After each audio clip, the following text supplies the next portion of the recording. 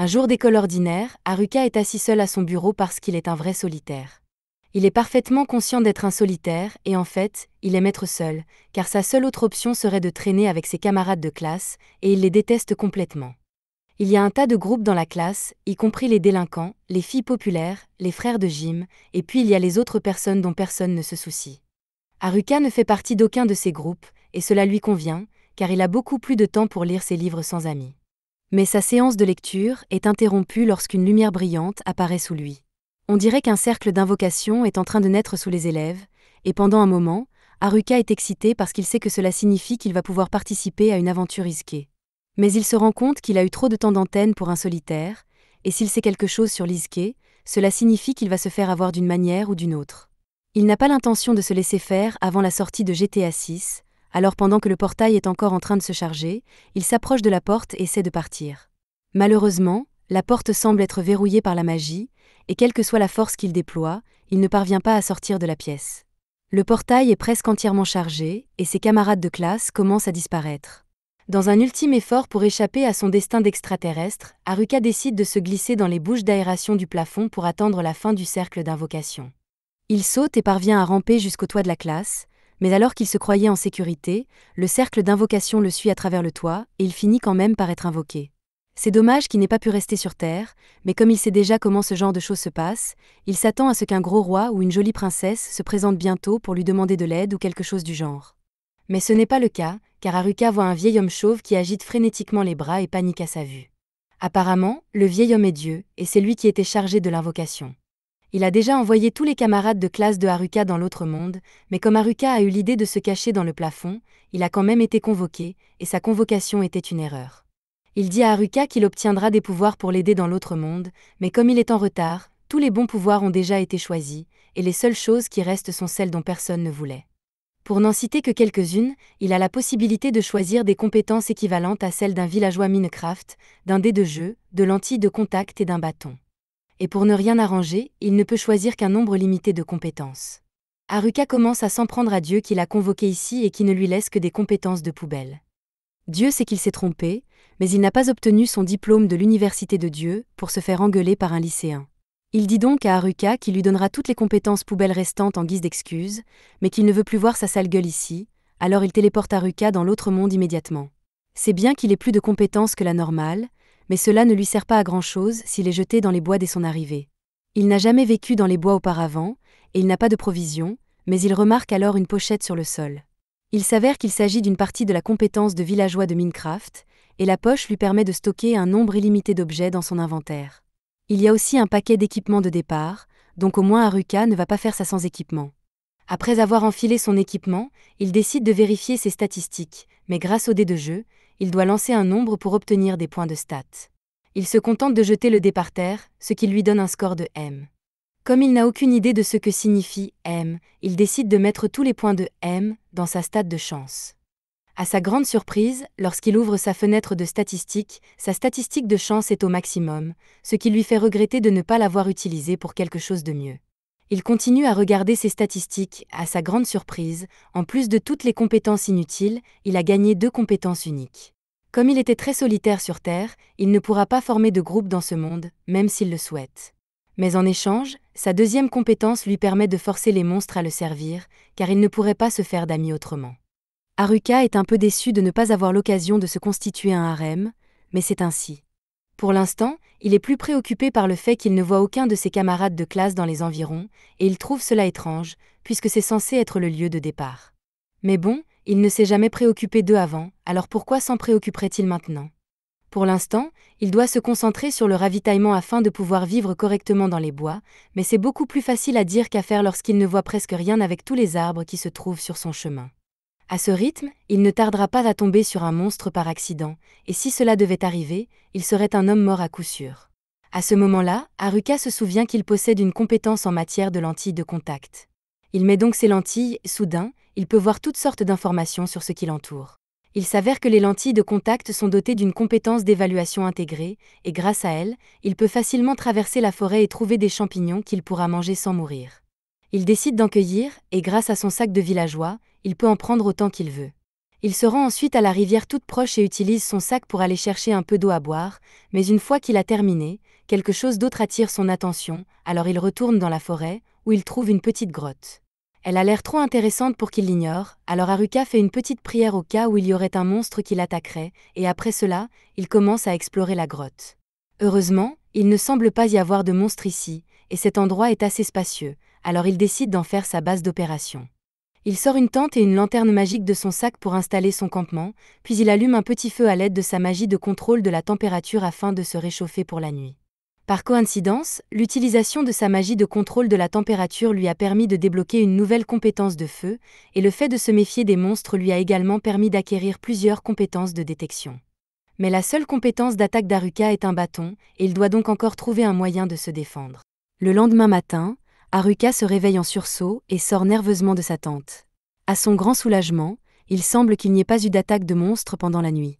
Il est en sécurité, grâce aux propriétés anti-monstres de ses compétences inutiles. Mais même s'il est à l'abri du danger, cela ne veut pas dire qu'il est à l'abri de la faim.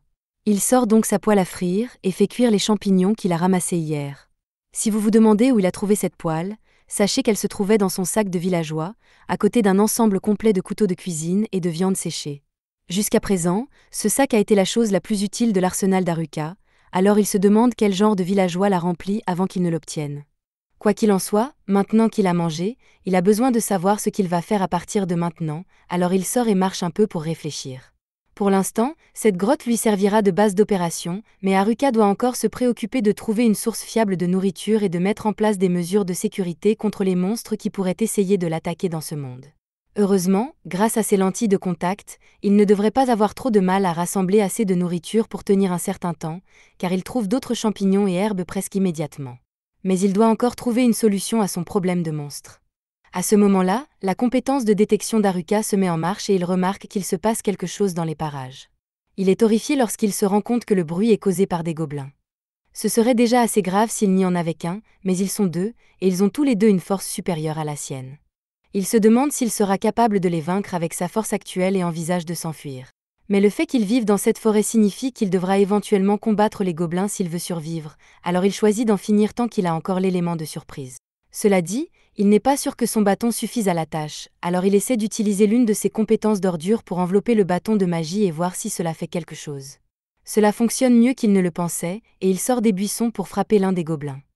Après l'avoir frappé à la tête, le gobelin est étourdi et confus, mais Haruka ne s'arrête pas là et continue à le frapper jusqu'à ce qu'il meure. Il n'en reste plus qu'un, mais Haruka doit encore s'occuper de l'autre gobelin, qui lui fonce dessus et qu'il esquive. Maintenant qu'il s'est familiarisé avec le gobelin, Haruka se rend compte que ses attaques sont vraiment faciles à prévoir. Il l'esquive donc sans effort, puis lui assène des coups avant de le frapper avec une vague de magie. Après avoir remporté son premier combat contre des gobelins, Haruka pense que c'est assez de travail pour la journée et décide de retourner à la grotte pour se reposer un peu. Une fois rentré, il fait griller des champignons pour le dîner et jette un coup d'œil à la massue qu'il a récupérée sur le cadavre du gobelin. Elle inflige certes de gros dégâts, mais elle est lourde et a une faible portée. Cependant, Haruka décide donc de continuer à utiliser son bâton pour l'instant. Il vérifie ensuite le reste de ses statistiques et, à sa grande surprise, il a réussi à monter de niveau grâce au combat qu'il a mené aujourd'hui, et non seulement cela, mais toutes ses statistiques existantes ont été doublées en conséquence. Le lendemain matin, Haruka se réveille et prend son petit déjeuner comme d'habitude, mais il commence à en avoir assez de ne manger que des champignons en permanence. Il aimerait vraiment pouvoir manger de la viande ici, mais il va devoir apprendre à chasser pour cela, et avant cela, il doit d'abord apprendre à s'améliorer. La première chose qu'il veut essayer est la compétence de fusion magique qu'il a acquise, et pour une explication rapide, elle recouvre tout son corps de magie afin d'augmenter ses défenses physiques et magiques. Elle augmente aussi considérablement sa force, ce qui devrait lui permettre de se battre avec plus d'efficacité. De plus, sa compétence d'évaluation est passée au niveau 2, il l'utilise donc pour voir si quelque chose a changé, mais la seule différence est qu'il y a un point d'interrogation à côté de toutes les descriptions. Haruka n'a manifestement jamais joué à des jeux vidéo, car il passe une minute entière à essayer de comprendre ce que peut bien signifier un point d'interrogation, et finit par abandonner. Au lieu de cela, il va dehors pour s'entraîner à la magie, et en partant, il remarque quelque chose sur le sol, il le ramasse, pensant que c'est peut-être de la viande, mais il s'avère que c'est un autre champignon. C'est peut-être illusoire, mais Haruka espérait vraiment que la viande pousserait sur les arbres dans ce monde. Il se rend vite compte qu'il ne trouvera pas de viande sur le sol de la forêt, et décide donc de poursuivre son entraînement à la magie. Il active son infusion de mana et fait un pas en avant, mais grâce à la poussée physique qu'il reçoit, il finit par voler sur plusieurs mètres. Son corps semble beaucoup plus léger qu'avant, et avec très peu d'efforts, il peut facilement se déplacer dans la forêt, presque comme s'il se téléportait. De plus, sa dextérité est grandement améliorée, ce qui lui permet de se déplacer et de frapper avec précision. La première chose qu'il fait grâce à sa force accrue est de défier 2 gobelins au hasard, et contrairement à hier, il est capable d'assommer un gobelin en un seul coup. Il se sent très confiant dans sa nouvelle force et pense qu'il peut affronter encore plus de gobelins. Mais lorsqu'il aperçoit un groupe de 3 gobelins, il commence à avoir des doutes et recule lentement avant de se faire sauter dessus. Il décide qu'il a assez travaillé pour aujourd'hui et retourne à sa grotte pour s'entraîner à la magie. Il poursuit sa routine, il s'entraîne à se battre le jour et la nuit, il bricole sa magie pour voir ce qu'il peut en faire, et apparemment, il peut fabriquer des tables basses. En suivant cette routine, Haruka est finalement capable de tirer sur un gobelin et de créer une véritable table avec sa magie. Il l'utilise ensuite pour créer une porte pour sa grotte, afin de pouvoir sortir la nuit, ce qui signifie qu'il peut enfin aller à la chasse. Il se lance à la poursuite d'un lapin, car cela fait longtemps qu'il n'a pas goûté à la viande, mais lorsqu'il le rattrape enfin et s'apprête à le cuisiner, il remarque quelque chose d'autre à proximité. Il pense d'abord qu'il s'agit d'un lutin, mais en y regardant de plus près, il s'aperçoit qu'il s'agit de quelque chose d'encore pire, les délinquants de sa classe. Il ne veut vraiment pas avoir affaire à eux, alors il a l'intention de s'enfuir dans l'autre direction. Mais alors qu'il se dirige vers cette direction, il se rend compte que les filles populaires sont là aussi, ainsi que les sportifs et les intellos. Il ne pense pas que les intellos soient si mauvais que ça, puisqu'il traînait régulièrement avec eux à l'école, mais il ne veut quand même pas avoir à leur parler. Enfin, il remarque le groupe du conseil des élèves, dans lequel se trouve le délégué de classe. Bien qu'il déteste socialiser avec les gens de sa classe, il doit admettre que le délégué de classe a toujours été très gentil avec lui, alors ce serait le moins qu'il puisse faire que de lui rendre l'appareil, même si ce n'est que pour dire bonjour. Il envisage brièvement de se dévoiler et de lui parler, mais il ne veut pas gâcher la vie solitaire qu'il mène déjà. Comme personne ne sait qu'il est ici, il a la possibilité d'être vraiment seul, comme il l'a toujours voulu. Il n'y a pas de bavardage, pas d'impôts, et personne pour l'ennuyer. Il n'a vraiment pas envie de gâcher cela en entrant en contact avec ses camarades de classe, parce qu'ils sont déjà bien ennuyeux. C'est pourquoi il décide officiellement d'ignorer ses camarades de classe et de vivre seul afin de conquérir ce monde en solitaire. Il s'abrite ensuite dans un buisson pour se cacher pendant que les délinquants approchent, et l'un d'entre eux aurait juré avoir entendu quelqu'un dans cette direction, et il se rapproche des buissons dans lesquels Haruka se cache. Mais en vérifiant à l'intérieur, il ne trouve qu'un lapin, alors lui et les autres continuent à marcher. Haruka est soulagé qu'il ne l'ait pas trouvé, mais il décide de les suivre pour savoir s'ils préparent quelque chose. Il écoute attentivement les délinquants avoir une conversation très intellectuelle sur la poitrine du vice-président de leur classe, et Haruka est déçu, car il pensait qu'il lui apprendrait au moins quelque chose d'utile. En l'absence de loi pour les arrêter, Haruka s'inquiète un peu de ce que les délinquants pourraient faire aux filles, mais il est persuadé que la déléguée de classe mettra un terme à leur tentative, parce qu'elle le fait toujours. Cependant, il entend bientôt les délinquants parler d'utiliser un « mire » pour appeler Tanaka pour ses capacités, afin qu'ils puissent faire ce qu'ils veulent. Les délinquants se lèvent alors pour retourner au camp, et Haruka voit bien qu'ils préparent un mauvais coup. Pourtant, il ne peut se résoudre à intervenir, car cela nécessiterait une interaction sociale, ce qu'il refuse catégoriquement. Il retourne dans sa grotte et commence à faire griller des champignons. C'est alors qu'il remarque quelque chose qui l'anéantit complètement. Sa compétence de solitaire vient d'augmenter, ce qui signifie que même son tableau de statut le reconnaît comme un solitaire.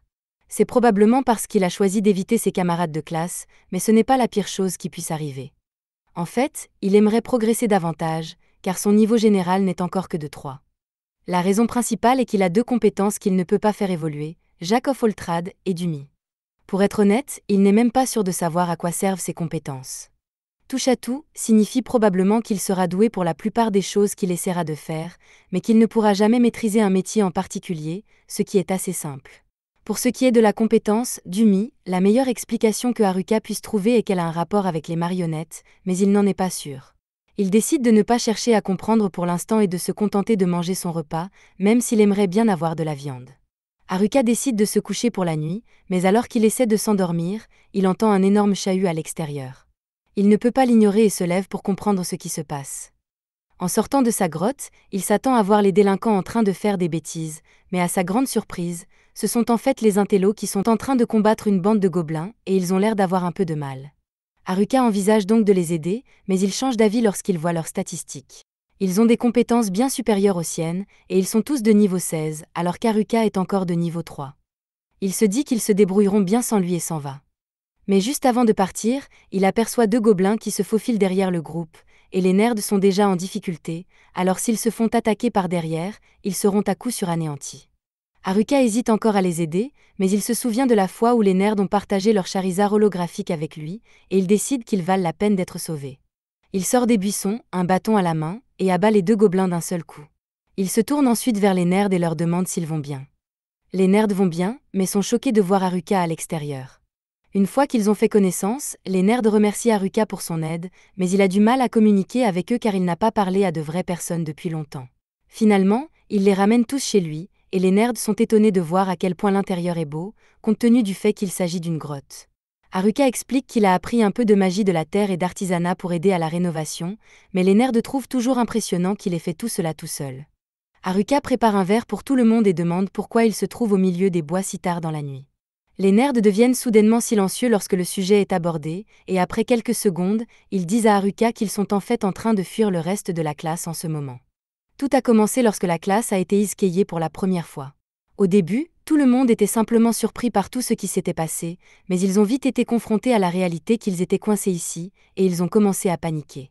Certains étaient plus calmes, les filles populaires semblaient plus agacées qu'effrayées, les sportifs essayaient de comprendre ce qu'il fallait faire, mais ne connaissaient rien à l'ISK, et les intellos étaient totalement dans leur élément.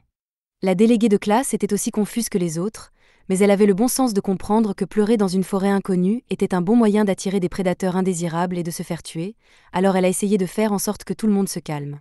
Cependant, il était trop tard, car un groupe de gobelins avait déjà trouvé la classe, et la déléguée de classe n'avait aucune idée de la façon de gérer ces monstres, alors elle commença à paniquer.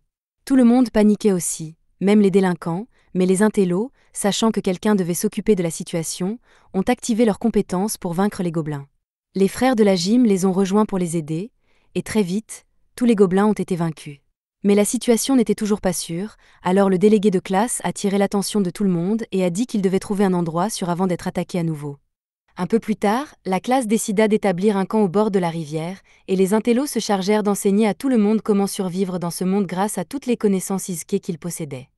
Les tâches étaient réparties équitablement entre les élèves, et tout semblait bien se passer, jusqu'à ce que l'une des filles populaires dise soudain « Non, on ne veut pas travailler ». Le délégué de classe a essayé de les convaincre que le travail était nécessaire et qu'elle n'avait qu'à aider à monter les tentes, mais les filles n'ont pas voulu s'embêter. Puisque les filles populaires ne faisaient rien, les délinquants ont décidé d'être paresseuses aussi, laissant le délégué de classe et les intellos faire tout le travail à leur place. En plus de cela, les intellos se sont mis en 4 pour s'occuper de tous les monstres qui tentaient d'attaquer le camp. C'était beaucoup de travail, mais ils devaient le faire pour leur propre sécurité. De retour dans la salle blanche, les nerds ont vu 2 compétences particulièrement inquiétantes être choisies. L'une était le sort « Charme », qui permet de contrôler les gens, et l'autre était la compétence marionnettiste, qui fait à peu près la même chose. Comme ils savaient que l'un des délinquants possédait la compétence marionnettiste, les nerds ont voulu monter en niveau rapidement pour se défendre. Cependant, la nuit, les délinquants sortaient pour tuer des monstres, non pas pour se protéger, mais pour monter en niveau afin de pouvoir utiliser leurs compétences. Un soir, alors qu'ils écoutaient les délinquants, les nerds les ont entendus discuter de la façon dont ils transformeraient les filles en esclaves une fois qu'elles auraient atteint un niveau suffisant pour utiliser leurs compétences. Les intellos savaient que cela leur attirerait de gros ennuis, et ils en ont averti le délégué de classe. Cependant, quelques jours plus tard, les délinquants ont atteint un niveau suffisant pour utiliser leurs compétences, et la déléguée de classe se trouvant par hasard à proximité, ils ont prévu de faire d'elle leur première victime. Mais les nerds leur ont sauté dessus, et une fois à terre, leurs compétences ont été scellées afin qu'ils ne puissent plus faire de mal. Les délinquants n'avaient plus aucun pouvoir, et comme on pouvait s'y attendre, les filles n'ont pas bien pris la nouvelle du plan des délinquants, qui ont donc été expulsées du camp. Cela aurait pu s'arrêter là, mais les délinquants étaient mesquins, et plus tard dans la nuit, alors que les nerds n'étaient pas là pour les tabasser, les délinquants ont attaqué le camp juste pour embêter tout le monde et ont fini par tout réduire en cendres. Une fois qu'il ne restait plus rien, les délinquants se sont retirés dans la forêt, et lorsque les nerds sont revenus au camp, ils étaient dévastés de découvrir que tout leur dur labeur avait été détruit. Pire encore, les filles populaires les tenaient pour responsables de cette destruction et leur faisaient passer un sale quart d'heure pour avoir contrarié les délinquants. Le délégué de classe a pris leur défense et a rappelé à tout le monde que les nerds étaient la seule raison pour laquelle ils avaient survécu jusqu'à présent. Les nerds ont apprécié que le délégué de classe les soutienne, mais ils ne pouvaient pas rester une minute de plus dans un camp rempli de gens aussi ingrats, et c'est pourquoi ils ont tous pris la fuite. Après avoir entendu toute l'histoire, Haruka se sent vraiment mal pour eux et décide d'organiser un festin de champignons pour eux ce soir-là. Pour une fois, il apprécie de passer du temps avec d'autres personnes, mais le lendemain, les nerds doivent partir car ils prévoient de se rendre en aval pour trouver un village et commencer leur vie d'aventurier. Ils ont proposé à Haruka de se joindre à eux parce qu'ils le considèrent comme un ami, et bien qu'Haruka les considère également comme des amis, il a dû décliner leur offre parce qu'il pense que ses compétences en matière de déchets ne feraient que retarder les nerds. Cela dit, il est aussi un peu inquiet de la situation au camp de la classe, surtout parce que la déléguée de la classe est toujours là, et qu'elle est la seule autre personne de la classe qu'il aime bien, alors il décide d'aller voir ce qu'il en est. En chemin, il rencontre par hasard un kobold, qui le mord beaucoup, mais il parvient finalement à le tuer et à poursuivre son chemin. Dans la nuit, il arrive au bord de la rivière où aurait dû se trouver le camp de la classe, mais étonnamment, l'endroit est totalement désert. Il suppose qu'ils ont dû déménager ailleurs, alors il utilise l'une de ses capacités de détection pour relever des empreintes de pas et les suit jusqu'à ce qu'il tombe sur les filles populaires. De tous les élèves de la classe, Haruka est celui qui déteste le plus avoir affaire à elle. Il essaie donc de faire demi-tour et de rentrer chez lui, mais les filles ont déjà commencé à le poursuivre. Haruka n'aurait aucun mal à les distancer, mais il s'arrête net lorsqu'il les entend prononcer le mot « s'il vous plaît ». Depuis qu'Haruka les connaît, le mot « s'il vous plaît » n'a jamais fait partie de leur vocabulaire, alors quelque chose de grave a dû se produire pour qu'elles soient aussi désespérées. Il décide tout de même de leur parler, et la première chose que font les filles est de lui demander s'il sait où sont allés les nerds. Haruka hésite à leur dire parce qu'il pense qu'elles veulent juste hurler encore sur les nerds, mais au contraire, les filles veulent s'excuser auprès d'eux. Elles réalisent maintenant tout ce que les nerds ont fait pour elles, et elles veulent sincèrement s'excuser pour la façon dont ils les ont traitées. Mais les nerds sont partis depuis longtemps, et les filles ne pourront jamais les rattraper. De plus, elles ne peuvent pas sortir seules de la forêt, ni se défendre contre les monstres, alors comment vont-elles faire pour retrouver les nerds ? Il leur demande si elles ont la volonté de faire tout ce qu'il faut pour s'excuser auprès des nerds, mais les filles s'effondrent en pleurant car elles savent qu'elles mourront en un rien de temps si elles sont laissées seules dans les bois. Elles supplient Haruka de leur apprendre à survivre ici, et il est tellement stupéfait par leur demande soudaine qu'il finit par l'accepter sans réfléchir. En conséquence, la capacité « subjuguée » de Haruka s'active, et tout d'un coup, les filles sont devenues ses disciples soumises. Désormais, elles se contentent de le regarder fixement, d'achever les monstres chaque fois qu'Haruka se bat, puis de sortir les cristaux magiques et de les lui présenter comme des chiots en quête d'éloge. Haruka n'est vraiment pas content de la façon dont les choses se passent, mais pour l'instant, il remarque qu'une des filles a une petite blessure au bras, alors il lui donne une potion de guérison qu'il a préparée pour qu'elle puisse se rétablir. Mais elle s'en sert sur lui à la place. Il commence à en avoir assez que les filles ne fassent les choses que pour lui, et il s'inquiète de savoir comment il va expliquer cela à la déléguée de classe s'il la croise, et comme par hasard, la déléguée de classe se promène dans cette partie des bois à ce moment-là. Lorsque la déléguée de classe attire l'attention d'Haruka, celui-ci panique car il ne sait pas quoi lui dire. En fait, il ne sait même pas comment elle s'appelle. Ils sont dans la même classe depuis l'école primaire, et la déléguée de classe a toujours été gentille avec lui, alors elle ne peut pas croire qu'il n'ait jamais pris la peine d'apprendre son nom. Quelques instants plus tard, le reste des filles de la classe arrive, puisque tout le monde, à l'exception des filles populaires, suivait les ordres du délégué de classe. En parlant des filles populaires, la déléguée de classe remarque qu'elles se tiennent derrière Haruka, mais elles ont l'air de partager un seul neurone, alors la déléguée de classe pense qu'Haruka a dû leur faire quelque chose. Il aimerait dire qu'il est innocent, mais le fait est que, même s'il ne l'a pas fait exprès, son talent a transformé les filles en ses servantes, et il ne sait pas quoi faire. Il fait de son mieux pour expliquer la situation sans se faire passer pour le méchant, mais aucune des filles ne le croit, alors Haruka renonce à prouver son innocence et s'en va. Malheureusement, la déléguée de classe l'oblige à rester pour s'assurer que Shimazaki va bien. Heureusement, il suffit d'une petite secousse pour que l'assujettissement soit annulé, et Shimazaki dit à la déléguée de classe qu'elle va bien. La déléguée est soulagée d'entendre cela, et Haruka pense que cela signifie qu'il peut partir maintenant, mais la déléguée veut toujours découvrir comment toute cette histoire d'assujettissement s'est produite, et elle refuse de laisser partir Haruka pour le moment. Pendant que les filles discutent, Haruka se retrouve seul près d'un arbre, et comme il n'a rien à faire, il décide d'essayer de pratiquer sa magie pour pouvoir agrandir sa maison une fois rentré chez lui. Il commence à essayer de trouver comment faire un sous-sol, mais il se trompe et s'enfonce accidentellement dans le sol à partir du coup. Il reste coincé ainsi jusqu'à ce que la déléguée de classe le trouve, et elle est choquée de le trouver enterré dans la terre alors qu'elle lui avait juste demandé d'attendre quelques minutes, mais l'ennui peut faire des choses folles à quelqu'un. Elle passe la main par-dessus la tête de Haruka pour l'attraper et le sortir de la terre, et une fois qu'il est libre, elle s'excuse de ne pas lui avoir fait confiance, puisque Shimazaki lui a dit qu'il essayait juste d'aider tout le monde. Haruka ne se souvient pas avoir dit qu'il aiderait tout le monde, mais la déléguée de classe et les autres filles le remercient déjà, alors il décide de faire comme si de rien n'était. Une fois que tout est réglé, il veut rentrer chez lui, mais les filles commencent à s'énerver parce qu'il veut les laisser dans la nature sans les aider du tout. La déléguée de classe se rend compte qu'Haruka vient de mentionner qu'il avait une maison, alors elle lui pose des questions et Haruka explique qu'il avait du temps libre et qu'il a donc construit une maison. La déléguée de classe n'arrive pas à croire qu'il ait réussi à construire une maison entière tout seul alors qu'elle se débattait pour gérer un camp, et les autres filles sont également très impressionnées, alors elles organisent une réunion et commencent à parler entre elles. La déléguée de classe demande combien de personnes la maison de Haruka peut accueillir, et d'après la façon dont il l'a conçue, elle pourrait accueillir environ 200 personnes, mais il faudrait déplacer quelques meubles et vider la piscine intérieure. La déléguée de classe est très jalouse de la réussite de Haruka, et bien qu'elle déteste l'importuner, elle lui demande si elle et les autres filles peuvent passer la nuit chez lui, car elles sont toutes sans abri à l'heure actuelle. Haruka panique parce que c'est une chose d'inviter des garçons à passer la nuit chez lui, mais il s'agit d'une classe entière de filles, et il a du mal à se contrôler. Une fois qu'il s'est calmé, Haruka commence à les conduire chez lui. Mais grâce au temps qu'il a passé à parcourir ces bois, Haruka est bien plus doué pour se déplacer. L'une de ses compétences lui donne même des indications utiles pour le guider dans la bonne direction. Haruka finit par rentrer chez lui avec les filles, et après avoir repris leur souffle, elles sont stupéfaites par la magnificence de la maison d'Haruka. Cela fait si longtemps qu'elles n'ont pas eu de toit au-dessus de leur tête ou qu'elles n'ont pas connu les merveilles de la plomberie intérieure, alors dès que Haruka mentionne qu'il y a une baignoire dans cette direction, les filles se mettent à courir frénétiquement vers elle et à se déshabiller juste devant Haruka. Il n'est pas question pour lui de passer une nuit entière dans la même pièce qu'elle, alors il monte une tente pour être seul et se prépare à s'endormir. À ce moment-là, la déléguée de classe entre dans sa tente parce qu'elle veut lui parler de quelque chose. Tout d'abord, elle le remercie pour son aide, car elle n'aurait pas su quoi faire sans lui.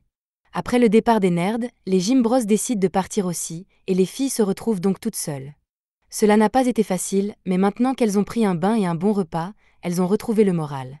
Pourtant, même si les choses ont fini par s'arranger, la déléguée de classe a l'impression d'avoir échoué dans son rôle de représentante parce qu'elle n'a rien pu faire pour améliorer la situation de la classe à elle toute seule. Haruka pense qu'elle est un peu trop dure avec elle-même, car jusqu'à présent, c'est elle qui a protégé les filles et les a gardées unies.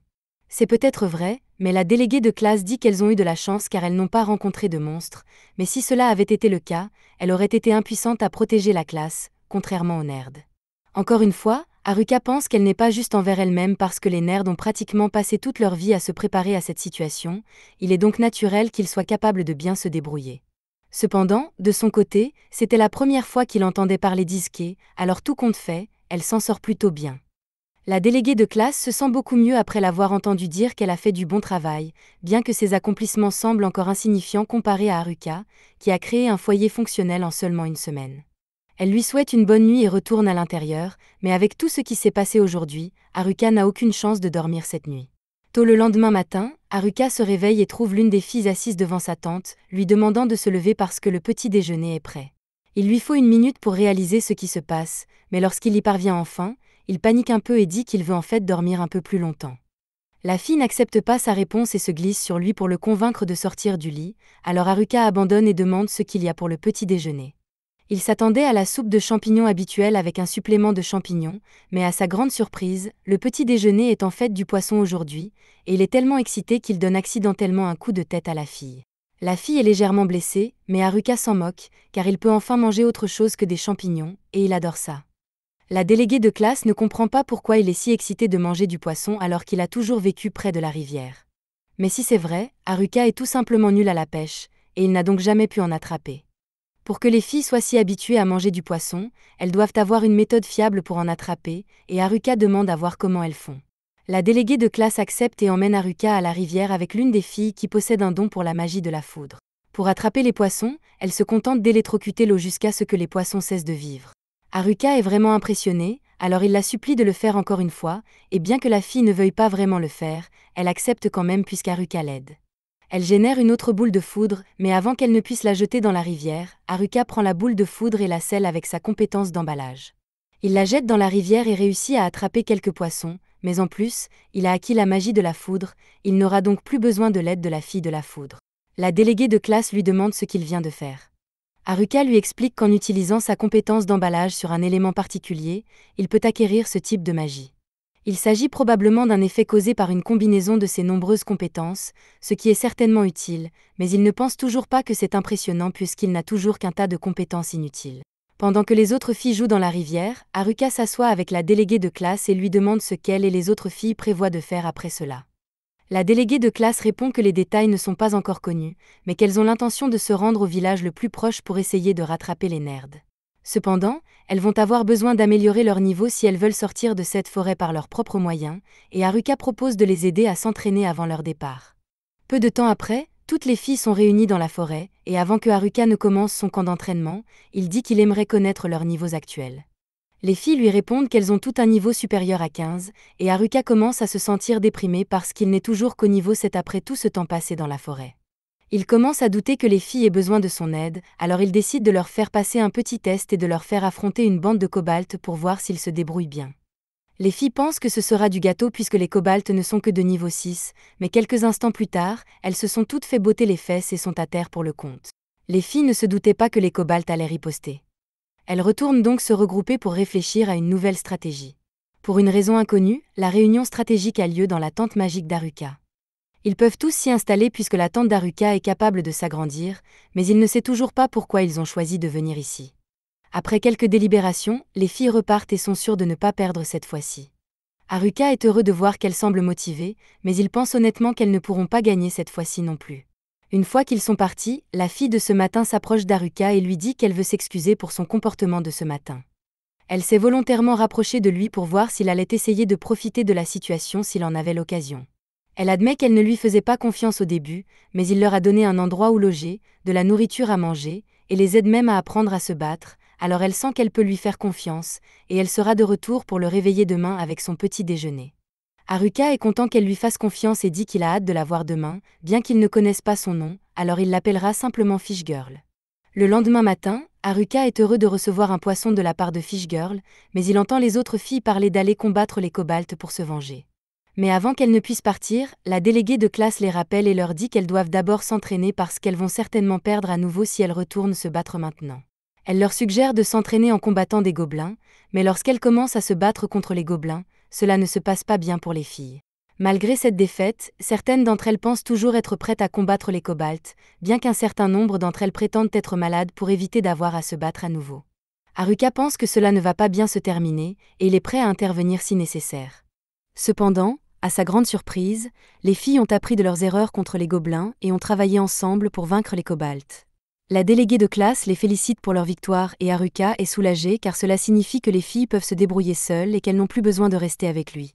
Il pense qu'il peut enfin retourner à sa vie de solitaire, mais la déléguée de classe vient le remercier d'avoir accepté de les accompagner au village le plus proche. Il sait pertinemment qu'il n'a jamais dit qu'il se joindrait à eux, mais la déléguée de classe insiste vraiment, alors il cède et accepte de l'accompagner. Un peu plus tard, tout le monde a préparé ses affaires et est prêt à quitter la forêt, mais Haruka leur rappelle qu'ils ne savent pas ce qu'ils peuvent rencontrer là-bas, et qu'ils doivent donc tous rester sur leur garde. Au même moment, dans une autre partie de la forêt, un des garçons de la classe est vu en train de courir pour sauver sa vie. Lorsqu'il fait l'erreur de se retourner et trébuche sur un rocher, il est maintenant acculé par son agresseur et n'a nulle part où s'enfuir, il finit donc par se faire étrangler sur place. C'est la fin de l'épisode 3. Abonnez-vous pour ne pas manquer la suite.